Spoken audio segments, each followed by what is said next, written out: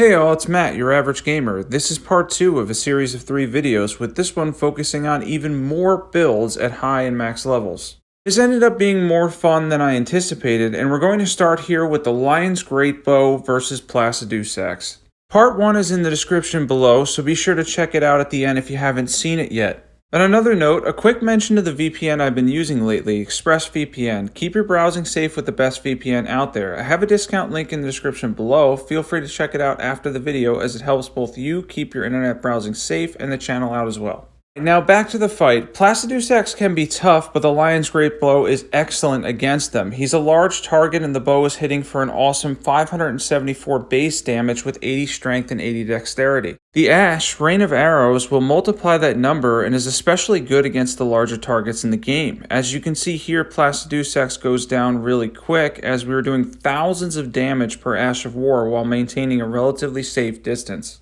This is my preferred max level bow for the larger targets in the game. As you can see on screen, it absolutely shreds through their HP, and with Arrow's Reach Talisman, you can be really far away when you're using the Lion's Greatbow and get excellent damage.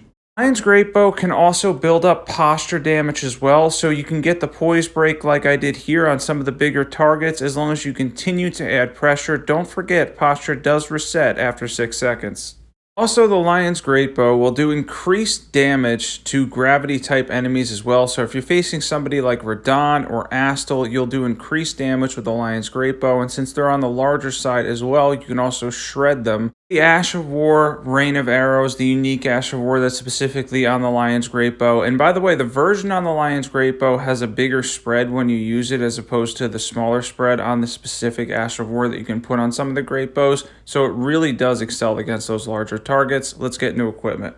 For equipment, we have the Lion's Greatbow plus 10, any seal will do. We had a random set of armor on, Shard of Alexander, Arrow Sting Talisman, Ritual Swords Talisman. We have the Arrow's Reach Talisman so we can get that extra range, and then you can use what tier you choose. The magic tier will increase it slightly, but it is primarily physical damage. Keep that in mind, it's going to be mostly physical damage, and you saw it does pretty good stance damage too. And next up here, we have the Bolt of Grandsax. The Bolt of Grandsax is also especially good at high levels, having both the scaling with dexterity and strength. Keep in mind though, the Ash is pulled entirely from your dexterity stat, but since we've got 80 in dexterity, we can absolutely destroy targets from a range. The Bolt is a great choice for your high level characters, even on New Game Plus 7, which is where we're at here. The lightning damage itself, will do extra damage to dragons, so if you're ever facing any of the dragons in the game, the Bolt of Grandsax is always an excellent choice because of the fact that you get that bonus damage. They are weak to lightning, and given the Ash of War is powerful to begin with, it can absolutely obliterate the dragons in the game. Let's get new equipment for this one. For equipment, we have the Bolt of Grandsax plus 10, any seal will do. We have a random set of armor on, Lionel's set mixed in with Ronin's armor, I believe, or whatever that chest piece is. Shard of Alexander, Sacred Scorpion Charm, Ritual Swords Talisman, Dragon Crest Great Shield Talisman, and then you're going to want the lightning tier for this one as well. Next up is using a cold Uchi or Nagakiba, which will net you over 700 AR. Even though this is split damage, you're going to be dishing out a lot of damage, especially using a powerful Ash of War like on Sheath.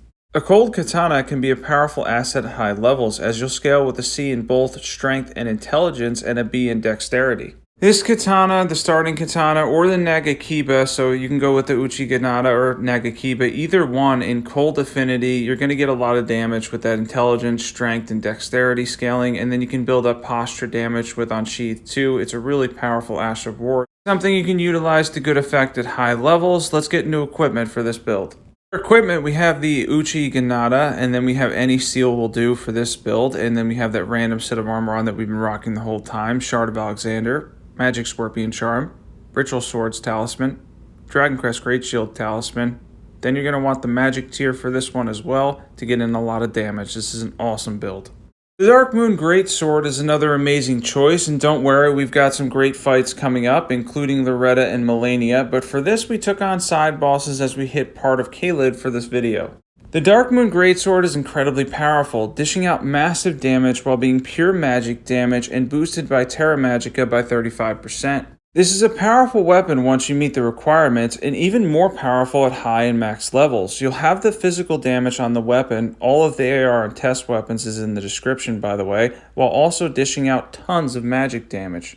This is a solid choice for high level builds as you can't go wrong with the Darkmoon Greatsword. It really is a fantastic and powerful weapon that, especially at high levels, given the physical damage on top of the magic damage, gives you a lot to work with.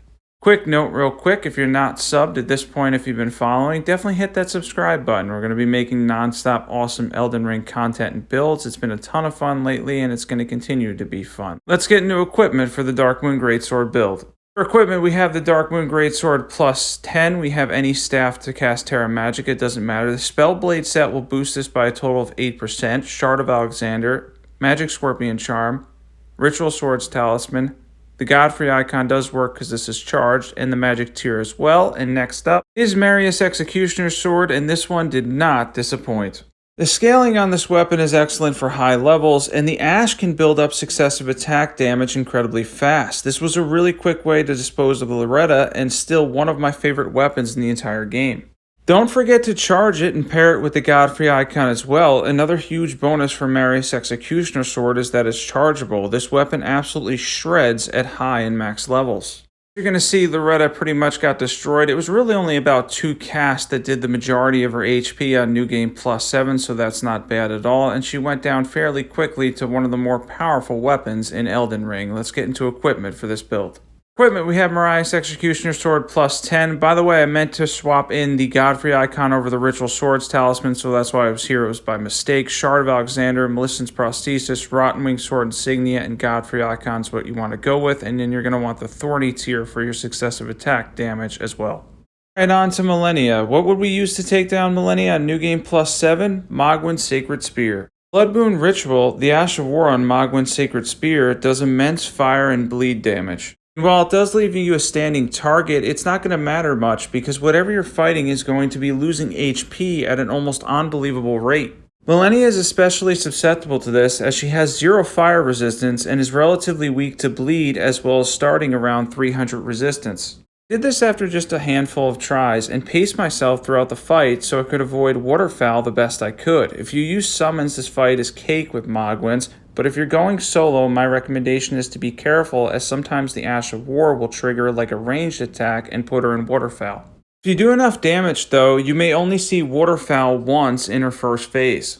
Malenia is tough, no doubt, but at high levels she's much more reasonable. At this point you'll have good vigor, mind, and endurance, as well as having 80 plus in each damage stat to make life even easier using whatever weapons you choose. Some other recommendations are the Bandit Curved Swords, Gargoyle Twin Blades, and even Marais Executioner Sword can do considerable damage to Malenia. Don't worry, Phase 2 is going to be a lot quicker as she's going to be left a standing target at the start of Phase 2. This is a moment that you should always take advantage of when fighting Malenia as she gives you an open opportunity to dish out as much damage as you possibly can at the beginning of Phase 2. And as you're going to see here, I do just that. I take advantage of that window as she's getting up and do as much damage as I possibly can to make my life a little bit easier. As she goes up here, she's brought back down from the bleed proc, and then she does the Scarlet Rot Flower again, giving us another window to dish out even more damage. She would eventually go down to Bloodmoon Ritual, and we'd be moving on to even more bosses and builds. We've got a ton of builds in this video overall. Everything's timestamped also, by the way, for everyone's convenience, so if you want to check out any individual builds, they'll all be timestamped in the description.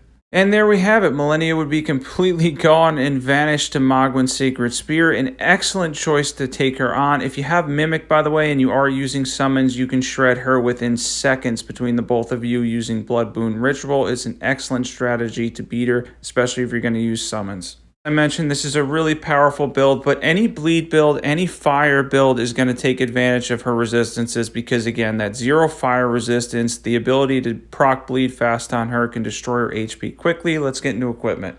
For equipment, we have Mogh's Sacred Spear, any seal will do, White Mask on for this build, Shard of Alexander, Lord of Blood's Exaltation, Ritual Swords Talisman, Fire Scorpion Charm, and then you're going to want the fire tier for this one as well so you can boost that fire damage and get a lot of damage on its Ash of War. Now on to Journey 11 to take on even more bosses. New Game Plus 7 scaling as usual, taking on different bosses with different builds as we go, and first up here is the Royal Greatsword. Since this has 3 scaling stats, it hits a total of 1078 AR. That's quite impressive. The Royal Greatsword has an Ash comparable to Frozen Lion's Claw, and this Ash, if you want to use it, can be boosted some by the Spellblade set, much like the Darkmoon Greatsword and any magic Ashes of War. The Royal Greatsword is a fantastic high and max level weapon to use, and it's certainly one you should give a try if you haven't yet. The base damage alone at over 1,000, nearly 1,100, is insane. Also getting a Frost version of one of the best Ashes of War in the game, so you can't go wrong with the Royal Greatsword. Getting 1,078 on the base damage and then having that Frost Lion's Claw essentially with the explosion that does even more damage and boosting it by the Spellblade set, this is a really good high level build. Let's get into equipment. Equipment, we have the Royal Greatsword plus 10, any seal will do. We have the Spellblade set on, Shard of Alexander, Magic Scorpion Charm, Ritual Swords Talisman, Dragoncrest Great Shield Talisman, and then you're going to want the Magic tier for this build as well. Steeple was next and is quite powerful at high levels. Its Ash gives it bonus magic and frost damage, and it pairs well with the Darkmoon Greatsword. You can utilize both of these for good damage as well, getting frost procs decently quickly for 2 greatswords. This destroyed Margit rather quickly, and Helphen Steeple is certainly made better by being at a high level. Although the damage on the Ash is flat and not easily increased, the base damage on the weapon hits over 900 with the Ash. Another awesome choice for being at a high level, Helphen Steeple does not disappoint, and having the ability to proc Frost and pair with the Darkmoon Greatsword is excellent. Let's get into equipment. Equipment, in the main hand, we have the Darkmoon Greatsword plus 10. In our offhand, we have Helphen Steeple plus 10. The Spellblade set will boost Darkmoon Greatsword's Ash of War, Shard of Alexander, Magic Scorpion Charm, Dragoncrest Great Shield Talisman, Godfrey Icon for the Darkmoon Greatsword, and then you're going to want the Magic tier for this build as well to increase your damage even further. The Sword of Night and Flame was next, having over 800 AR, although we are dealing with a 3-way split in the damage types. But let's be real, we're not here to do regular hits with a straight sword, we want to make the best use of Night and Flame's stance. Both parts of the Ash do substantial damage, absolutely shredding Godric here. The beam is the highlight, but the fire part of the Ash can be quite good too, and especially good against mobs and clearing out groups of enemies with its wide sweep. The Sword of Night and Flame impressed in every way, and has my recommendation for high-level builds, plus it scales with a total of 4 different stats. Wow, that is actually quite impressive. 4 different stats for this one, so if you're going to do regular hits as well, you're going to get really high AR on a straight sword. A little bit of a throwback here, by the way, for those that remember launch. The Sword of Night and Flame was incredible, but then it saw a nerf after that, and then it wasn't really good at all. It was actually quite bad, but since then it has been buffed again in the more recent patches, and it's quite good. The Sword of Night and Flame definitely made a comeback and is very good for PvE. Let's get into equipment for this build. For equipment, we have the Sword of Night and Flame plus 10. Any seal, any staff will do. The Spellblade set will boost the beam part of this. Shard of Alexander, Magic Scorpion Charm, Dragoncrest Great Shield Talisman, Ritual Swords Talisman, and then you want the Fire tier and the Magic tier to make the best use of its Ash of War. The Troll Knight Sword is another weapon that has over 1,000 AR damage, and it hits really hard with Troll's Roar. Troll's Roar is boosted by the Roar Medallion Highland Axe passives.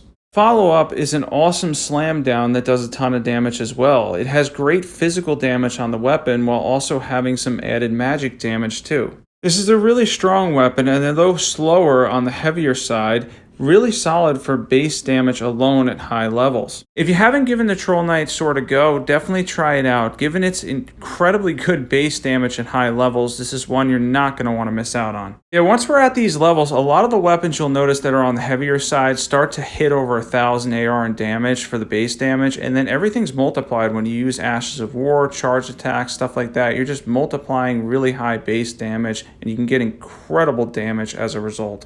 And you're going to see with the dragon here, he's going to go down in short order as we're able to get more damage with Troll's Roar. And I really like that follow-up attack too. When it does land, it does a lot of damage on the special charge attack. This was also one that I didn't really use that much, so I was kind of learning it as I was going. It wasn't something that I used very often, but after I realized how high the base damage was and how easily usable the Troll Knight Sword is, it really is quite good. Let's get into equipment.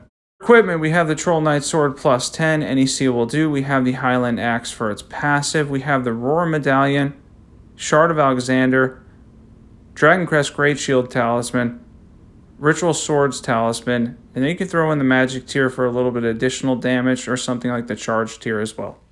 Moonveil was next, and impressed with the stats we have at high levels. This resulted in a very quick fight with the Magma Worm. Moonveil is boosted by Terra Magica as well, and does a substantial amount of damage, particularly when both the beam and the slam down connect. Using the charge attack for me is the better way to go, as you'll get more damage and it still comes out reasonably fast. Moonveil is really good at high levels, and given its good dexterity and intelligence scaling, it's another one that will not disappoint. And that, as I mentioned, was a very quick fight with the Magma Worm. Moonveil does really good damage at high levels. Let's get new equipment for this one. For equipment, we have Moonveil plus 10, any seal will do. We have a staff to use Terra Magica, Magic Scorpion Charm, Shard of Alexander, Dragon Crest Great Shield Talisman, Ritual Swords Talisman, and then you're going to want the Magic tier. By the way, the Spellblade set will boost Moonveil as well, so if you want to use that set also. Now, talking about a weapon that's good at high levels, Bloodhound's Fang is great at high levels. Why? It gets a C in strength and a B in dexterity, making it a quality weapon with some added bleed. If you put Blood Flame on it, you'll get around 95 bleed while also getting 1037 AR damage for the base damage. That's a lot of damage in general. In all seriousness, Bloodhound's Fang's Ash with these high stats and Blood Flame Blade absolutely shredded Radahn, doing a ton of physical damage while being able to proc bleed as well. This is one of the better weapons at high levels, as the Ash is useful and at these levels dishes out overpowered levels of damage with bleed procs while getting frames of invincibility in the process. Let's get new equipment. For equipment, we have Bloodhound's Fang plus 10, any seal will do, Lord of Blood's Exaltation, Shard of Alexander, Dragon Crest Great Shield Talisman, Ritual Swords Talisman. We have the defense tier as well as the stamina regen tier for this build.